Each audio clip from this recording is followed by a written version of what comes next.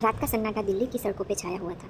एक चांद चमचमाता हुआ सड़क किनारे चमचमाती मर्सिडीज खड़ी थी, मानो कोई थक चुका हुआ योद्धा रुक कर सांस ले रहा हो। कार के पास खड़ा था राजीव मेहरा, एक ऐसा शख्स जिसके पास धन दौलत की कोई कमी नहीं थी। उसका सूट इतना कीमती था कि उसकी कीमत में एक छोटा सा मकान खरीदा जा सकता था। कलाई पर बंधी घड़ी रात के अंधेरे में भी चमक रही थी, लेकिन उस रात यह सब बेकार था। उसकी कार का पेट्रोल खत्म हो चुका था, फ़ोन की बैटरी मर चुकी थी और आसपास कोई मदद करने को नहीं था। राजीव बेचैन होकर इधर उधर देख रहा था, जैसे कोई चमत्कार होने की उम्मीद हो। तभी सड़क पर एक ऑटो की खड़खड़ाहट गूंजी। एक पुरानी सी ऑटो धीरे धीरे रुकी और इसमें से उतरा रामू, एक साधारण सा ऑटो ड्राइवर। उसका चेहरा थकान से भरा था, लेकिन आंखों में एक अजीब सी चमक थी, जैसे वह हर मुश्किल को हल करने का हुनर जानता हो। रामू ने राजीव को देखा और मुस्कुराते हुए पूछा, साहब क्या बात है, गाड़ी खराब हो गई? राजीव ने परेशानी भरे लहज में जवाब दिया, अरे खराब नहीं, पेट्रोल खत्म हो गया, फ़ोन भी डेड है, कोई टैक्सी भी नहीं मिल रही है। रामू ने एक पल के लिए राजीव को देखा, जैसे वह उसकी परेशानी को दिल से समझ रहा हो। फिर वह अपनी ऑटो की डिक्की की ओर बढ़ा। उसने एक छोटी सी प्लास्टिक की बोतल निकाली जिसमें थोड़ा सा पेट्रोल था। उसने सहानुभूति भरे लहज में कहा, अरे साहब, रात के इन वक्त तो मुश्किल ही है, लेकिन आप चिंता ना करें, मेरे पास थोड़ा सा पेट्रोल है, अपनी बोतल में रखता हूँ, आपकी गाड़ी में डाल दूँ? राजीव ने आश्चर्य और राहत के साथ जवाब दिया, तुम्हारे पास पेट्रोल है? अरे तुम तो मेरी जान बचा रहे हो। रामू ने बिना किसी हिचक के पेट्रोल की बोतल से राजीव की कार में ईंधन डाला, इतना कि वह नज़दीक पेट्रोल पंप तक जा सके। कार फिर से जीवंत हो उठी। राजीव ने राहत की सांस ली और रामू की ओर देखकर कहा, तुमने मेरी इतनी बड़ी मदद की, मैं तुम्हें कुछ देना चाहता हूँ। रामू ने हल्के से सिर हिलाया और सादगी भरे लहज में जवाब दिया, नहीं मालिक, मैंने तो वही किया जो करना चाहिए था। राजीव ने उनकी सादगी देखी और मन ही मन कुछ सोचने लगा। उसने रामू से उनका नाम पता पूछा, फिर अपनी कार में बैठा और रात के अंधेरे में गायब हो गया। लेकिन यह मुलाकात सिर्फ एक शुरुआत थी। राजीव ने मन में रामू के लिए कुछ बड़ा सोचा था, जो रात की छोटी सी मदद से शुरू हुआ था। रामू का जीवन आसान नहीं था। दिल्ली के एक छोटे से झुग्गी झोपड़ी वाले इलाके में उसका छोटा सा घर था। घर क्या, बस एक कमरा जिसमें वह अपनी पत्नी लक्ष्मी और 2 छोटे बच्चों के साथ रहता था। कमरे की दीवारें पुरानी थी, छत से बारिश में पानी टपकता था और बिजली का कनेक्शन भी नहीं था, अक्सर कट जाता था। फिर भी रामू के चेहरे पर हमेशा मुस्कुराहट रहती थी। वह जल्दी जल्दी उठता, अपनी ऑटो को चमकाता और सड़क पर निकल पड़ता। उसका दिन सुबह से रात तक सवारी ढूंढने में बीतता था। रामू की जिंदगी में पैसों की तंगी हमेशा साये की तरह साथ रहती थी। लक्ष्मी घरों में बर्तन मांजने का काम करती थी ताकि बच्चों की स्कूल फीस और घर का खर्चा चल सके। छोटू और रानी दोनों सरकारी स्कूल में पढ़ते थे, लेकिन किताबों और यूनिफॉर्म का खर्चा भी रामू के लिए बड़ा बोझ था। फिर भी वह कभी शिकायत नहीं करता था। वह अपने बच्चों को अच्छी शिक्षा देना चाहता था ताकि उनकी ज़िंदगी अच्छी तरह मुश्किल ना हो। और हर सुबह रामू अपनी ऑटो लेकर निकलता और सवारियों की तलाश में दिल्ली की सड़कों पर भटकता। कभी कभी सवारियाँ अच्छी मिलती तो दिन ठीक निकलता, लेकिन कई बार घंटों इंतजार करना पड़ता और पेट्रोल का खर्चा कमाई से ज़्यादा हो जाता। फिर भी रामू का दिल बड़ा था। वह किसी सवारी से ज़्यादा पैसा नहीं मांगता और अगर कोई गरीब या मजदूर दिखता तो वह मुफ्त में भी छोड़ आता। लक्ष्मी अक्सर उससे कहती, रामू तुम इतना क्यों सोचते हो, दूसरों के लिए, अपने बारे में तो भी सोचो। रामू हंसकर जवाब देता, लक्ष्मी अगर हम दूसरों की मदद नहीं करेंगे तो भगवान हमारी मदद कैसे करेगा? रामू यह विश्वास ही उसकी ताकत था। वह हर मुश्किल में मुस्कुराता और आगे बढ़ता। लेकिन उसकी ज़िंदगी में एक बड़ा बदलाव आने लगा। शुरुआत उसी रात राजीव मेहरा से मुलाकात के साथ हुई थी। राजीव मेहरा दिल्ली के सबसे बड़े बिजनेसमैन थे। उसका कारोबार कपड़ा उद्योग से लेकर रियल एस्टेट तक कंपनी मेहरा एंटरप्राइज का नाम सिर्फ भारत में बल्कि विदेश में भी जाना था। राजीव की ज़िंदगी में हर वह चीज़ थी जिसका सपना लोग देखते, बड़ा बंगला, गाड़ियाँ, विदेशी छुट्टियाँ। लेकिन राजीव सिर्फ पैसे वाला इंसान नहीं था। उसके दिल में एक उदारता थी जो उसे बाकियों से अलग करती थी। राजीव का मानना था, पैसा कमाना आसान है, लेकिन उसे सही जगह इस्तेमाल करना कला है। वह अक्सर चैरिटी में बड़ा दान देता था। अनाथालय, स्कूल, अस्पताल, उसके दान की लिस्ट लंबी थी, लेकिन वह कभी अपने दान का ढोल नहीं देता था। उसे दिखावा नहीं पसंद था। चाहता था कि उसका पैसा किसी की ज़िंदगी बदले, ना किसी की उसकी तारीफ में लेख लिखा जाए। उस रात जब रामू ने उसकी मदद की, राजीव के मन में कुछ और ही चल रहा था। उसने रामू की सादगी और ईमानदारी देखी थी। वह जानता था कि रामू ने उसकी मदद सिर्फ इसलिए की क्योंकि उसका दिल साफ था। राजीव ने ठान लिया था वह रामू को कुछ ऐसा देगा जो उसकी ज़िंदगी बदल देगा। लेकिन वह यह भी जानता था कि रामू जैसे लोग पैसे के पीछे नहीं भागते। उसे कुछ ऐसा करना था जो रामू की मेहनत और आत्मसम्मान को ठेस ना पहुँचे। उस रात की घटना कुछ यूं ही। राजीव एक बिजनेस मीटिंग से लौट रहा था। उसकी कार में पेट्रोल कम था, लेकिन उसने सोचा कि वह घर तक पहुंच जाएगा। मगर रास्ते में कार रुक गई। फ़ोन की बैटरी भी खत्म हो चुकी थी और रात के 2-3 बजे थे। कोई मदद मिलना मुश्किल था। राजीव ने सड़क पर इधर उधर देखा लेकिन सुनसान थी।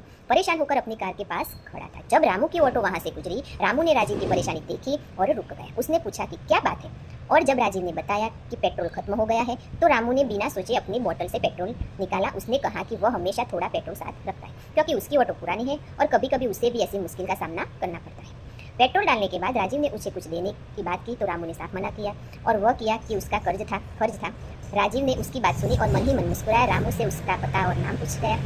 उसकी आधी रात की मुलाकात से राजीव दिल में एक बीज बो दिया। वह रामू को कुछ देना चाहता था, उसकी ज़िंदगी में नई दिशा दे। रामू की ज़िंदगी रोज की तरह चल रही थी। सुबह की धुंध अभी छंटी भी नहीं थी कि वह अपने ऑटो को चमका कर सड़कों पर निकल पड़ा। दिल्ली की सड़कों जो कभी शांत कभी शोर से भरी होती थी, रामू के लिए रोजी रोटी का जरिया थी। वह दिन भर सवारी ढूंढता।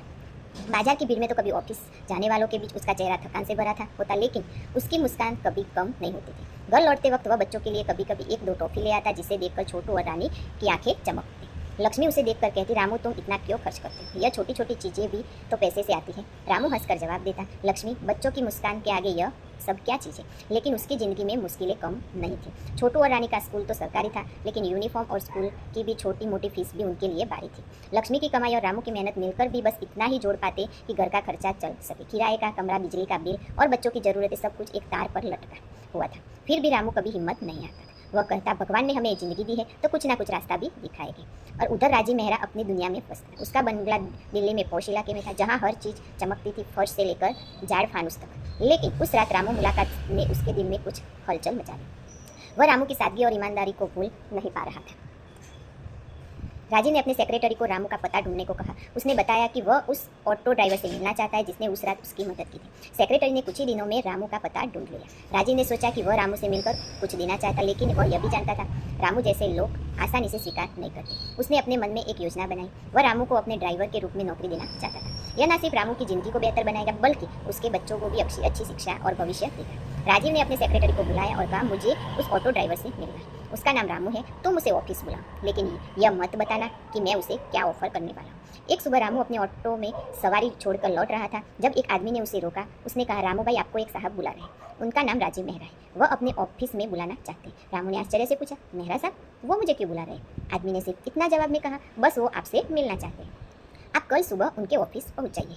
रामू ने मन में कई सवाल उठे। उसने याद आया कि उसने उस रात एक साहब की मदद की थी, लेकिन उसे नहीं पता था कि वह कोई इतना बड़ा आदमी है। उसने लक्ष्मी से इस बारे में बात की। लक्ष्मी ने चिंता भरे लहज में कहा, रामू, कहीं कोई मुसीबत तो नहीं, तुमने कुछ गलत तो नहीं किया? रामू ने हंसकर जवाब दिया, अरे लक्ष्मी, मैंने तो बस थोड़ा पेट्रोल दिया था, शायद वह साहब धन्यवाद कहना चाहते हैं। अगले दिन रामू ने अपनी सबसे साफ शर्ट पहनी और राजीव के ऑफिस पहुंचा। ऑफिस की इमारत इतनी बड़ी थी कि रामू को लगा जैसे वह किसी दूसरी दुनिया में आ गया। शीशे की दीवारें चमकती, फर्श और हर तरफ सजे हुए लोग। यह सब रामू के लिए नया था। उसे थोड़ा झिझक हुई, लेकिन उसने हिम्मत जुटाई और रिसेप्शन पर अपना नाम बताया। रामू को राजीव केबिन में बुलाया गया। राजीव ने उसे देखते ही मुस्कुराकर स्वागत किया और कहा, रामू, उस रात तुमने मेरी बहुत बड़ी मदद की थी, मैं तुम्हें कुछ देना चाहता हूँ। रामू ने सादगी से जवाब दिया, नहीं मालिक, मैंने तो वही किया जो करना चाहिए था, मुझे कुछ नहीं चाहिए। राजीव ने उसकी बात सुनकर मन ही मन उसकी ईमानदारी की तारीफ की। उसने कहा, रामू, मैं तुम्हारी मदद का बदला नहीं चुकाना चाहता, मैं तुम्हें एक मौका देना चाहता हूँ। क्या तुम मेरे लिए काम करोगे?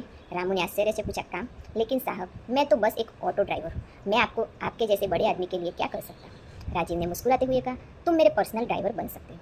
तुम्हारी ईमानदारी और मेहनत मुझे पसंद आई, मैं चाहता हूँ कि तुम मेरे साथ काम करो। रामू ने एक पल के लिए सोचा और समझ नहीं आ रहा था कि वह क्या कहे। उसने कहा, साहब, आपका धन्यवाद करता हूँ, लेकिन मुझे सोचने का समय चाहिए। राजीव ने उसकी बात समझी और कहा, ठीक है रामू, तुम सोच लो, लेकिन याद रखना, मैं तुम्हें सिर्फ नौकरी दे रहा हूँ, मैं तुम्हारी ज़िंदगी को बेहतर बनाने का मौका दे रहा हूँ। रामू ने सिर हिलाया और ऑफिस से बाहर निकल गया। उनके मन में कोई सवाल थे, क्या वह इस बड़े मौके को स्वीकार करे? यह उसकी और उसके परिवार की ज़िंदगी बदल देगा? कहानी में आगे बढ़ने से पहले आपसे निवेदन है कि वीडियो लाइक करें, चैनल को सब्सक्राइब करें और कमेंट में अपना नाम और शहर का नाम जरूर बताएं। घर लौटकर रामू ने लक्ष्मी को सारी बात बताई। लक्ष्मी ने आंखें चौड़ी करके पूछा, रामू, तुमने मना क्यों नहीं किया? इतने बड़े साहब के साथ काम करना आसान नहीं होगा। रामू ने जवाब दिया, लक्ष्मी, मैंने मना नहीं किया, लेकिन ये भी नहीं कहा, मुझे लगता है कि यह मौका हमारे बच्चों के लिए कुछ अच्छा कर सकता है। रात भर रामू और लक्ष्मी इस बारे में बात करते रहे। रामू को डर था कहीं वह इस नई जिंदगी में फिट ना हो पाए, लेकिन लक्ष्मी ने उसे हिम्मत दी। उसने कहा, रामू, तुम हमेशा कहते हो कि भगवान रास्ता दिखाते हैं, शायद यही वह रास्ता है। आखिरकार रामू ने फैसला किया कि वह राजीव का प्रस्ताव स्वीकार करेगा। अगले दिन रामू ने राजीव को फ़ोन किया और कहा, साहब, मैं आपके लिए काम करने को तैयार हूँ। राजीव ने खुशी से जवाब दिया, रामू, तुमने सही फैसला किया, कल से तुम मेरे साथ काम शुरू कर सकते हो। रामू की ज़िंदगी में एक नया अध्याय शुरू होने वाला था। अपने ऑटो को अलविदा कहा और रामू और राजीव के साथ काम शुरू किया। राजीव ने उसे ना सिर्फ अच्छी तनख्वाह दी बल्कि उसे परिवार को अपने बंगले के पास एक छोटा सा आरामदायक घर भी दिया। रामू की ज़िंदगी जो कभी तंगी और मेहनत से भरी थी अब एक नई दिशा में बढ़ रही थी। रामू की ज़िंदगी में एक नया सवेरा आ चुका था। राजीव मेहरा के पर्सनल ड्राइवर के रूप में उसका पहला दिन था। सुबह सुबह वह तैयार हुआ, नई यूनिफॉर्म पहनी जो राजीव ने उसे दी थी। यूनिफॉर्म इतनी साफ सुथरी थी और चमकदार थी कि रामू को खुद पर यकीन नहीं हो रहा था। आईने में खुद को देखा और लक्ष्मी से कहा, लक्ष्मी देखो मैं कितने बड़े साहब जैसा लग रहा हूँ। लक्ष्मी ने हंसकर जवाब दिया, रामू तुम हमेशा से बड़े आदमी हो। बस अब दुनिया को भी पता चल रहा है। रामू राजीव के बंगले पर समय से पहुँच गया। वहाँ की चमक दमक उसे अभी भी अजीब लगती थी। बंगले का गेट इतना बड़ा था कि उसको ऑटो उसमें कई बार आ जा सकते। राजीव ने उसे अपनी नई कार चमचमाती BMW की चाबी दी और कहा, रामू यह तुम्हारी जिम्मेदारी है। मुझे यकीन है कि तुम इसे मेरी ऑटो की तरह संभाल लोगे। रामू ने सिर हिलाया और मन ही मन सोचा कि यह कार तो उसकी पूरी जिंदगी की कमाई से भी महंगी होगी।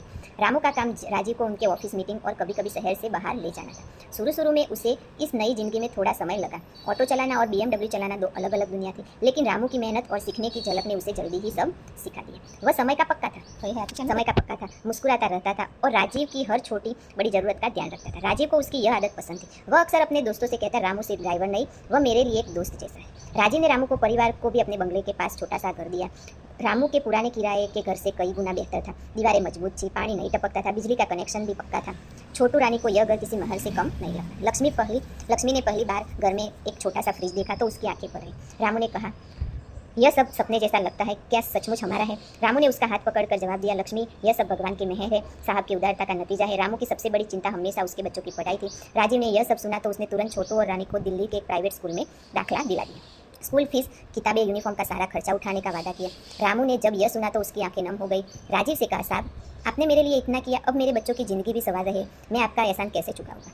राजीव ने मुस्कुराकर जवाब दिया, रामू यह एहसान नहीं है, तुमने उस रात मेरी मदद की थी और अब मैं तुम्हारी मदद कर रहा हूँ। यह ज़िंदगी का हिसाब किताब है। छोटू और रानी नए स्कूल में बहुत खुश थे। उनके पास नई किताबें थी, यूनिफॉर्म था और सबसे बढ़कर एक ऐसा माहौल था जहाँ कुछ बड़ा करने का सपना देख सकते थे। छोटू को विज्ञान बहुत पसंद था। वह अक्सर अपने टीचर से सवाल पूछता रहता था। रानी को पेंटिंग का शौक था और स्कूल में उसे आर्ट में अपनी प्रतिभा दिखाने का मौका मिला। रामू और लक्ष्मी अपने बच्चों की प्रगति देखकर फूले नहीं समाते थे। राजीव की उदारता सिर्फ रामू के परिवार तक सीमित नहीं थी, वह अपने आसपास के लोगों की मदद करने में विश्वास रखता था। उसने अपने बंगले के कर्मचारियों के लिए एक छोटा सा स्कूल शुरू किया जहाँ उसके बच्चे मुफ्त में पढ़ सकें। उसने रामू को इस स्कूल का एक हिस्सा बनने के लिए कहा। रामू ने अपने अनुभव साझा करते हुए कहा, साहब अगर मेरे बच्चों को इतना अच्छा मौका मिल सकता है तो और बच्चे को भी मिलना चाहिए था। जिम ने उसकी बात सुनकर स्कूल को और बड़ा करने का फैसला किया। रामू अब सिर्फ एक ड्राइवर नहीं था, वह राजीव के लिए एक भरोसेमंद साथी बन चुका था। राजीव अक्सर उससे अपनी बिजनेस की सारी बातें साझा करता था और रामू अपनी सादगी भरी सलाह देता था। एक बार राजीव ने उसे पूछा, रामू अगर तुम मेरी जगह होते तो तुम क्या करते? रामू ने हंसकर जवाब दिया, साहब मैं तो बस इतना करता कि जितने लोगों की मदद कर सकता। पैसे तो आता जाता रहता, लेकिन इंसानियत हमेशा साथ रहती। राजीव ने उसकी बात सुनकर मन ही मन उसकी सोच को तारीफ के समय के साथ रामू और राजीव के बीच एक अनोखा रिश्ता बन गया।